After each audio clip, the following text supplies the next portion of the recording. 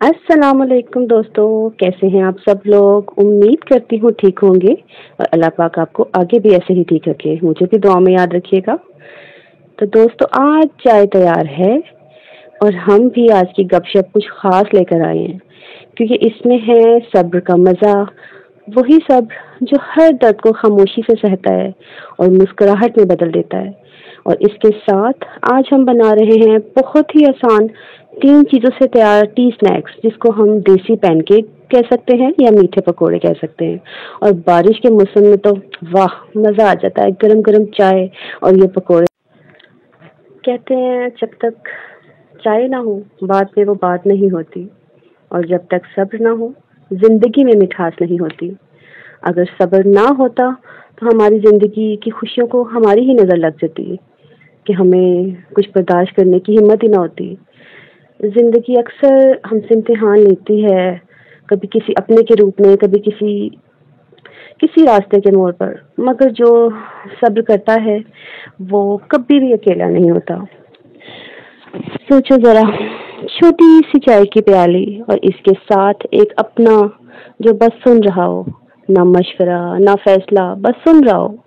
बस इतना ही तो चाहिए होता है ना कभी-कभी। तो दोस्तों आज की चाय सब्र के नाम और अगला कप किसी कहानी या किसी छुपी हुई मुस्कुराहट के नाम हो। और हाँ, अगले एपिसोड में हम बात करेंगे चाय और वो सुनी अनसुनी बातें जो सिर्फ दिल जानता है। चलो दोस्तों, आज हम ना एक दूसरे को अपने दिल का हाल बताते हैं, जो हम कभी किसी से कह ही नहीं सकते हैं।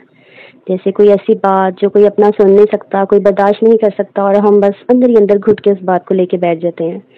तो अगर हम एक दूसरे को तो नहीं जानते हैं ना, हमने कभी एक दूसरे से मिले हैं, तो चलो अपना कोई सुख दुख या कोई ऐसी बात जो हम करना चाहते हैं, कोई दिल की बात करना चाहते हैं, तो आज हम कमेंट्स में बात करते हैं एक दूसरे के साथ। आप लोग के दिल में जो भी कोई बात हो, आप मुझे बताएं, मैं आपको बताऊंगी।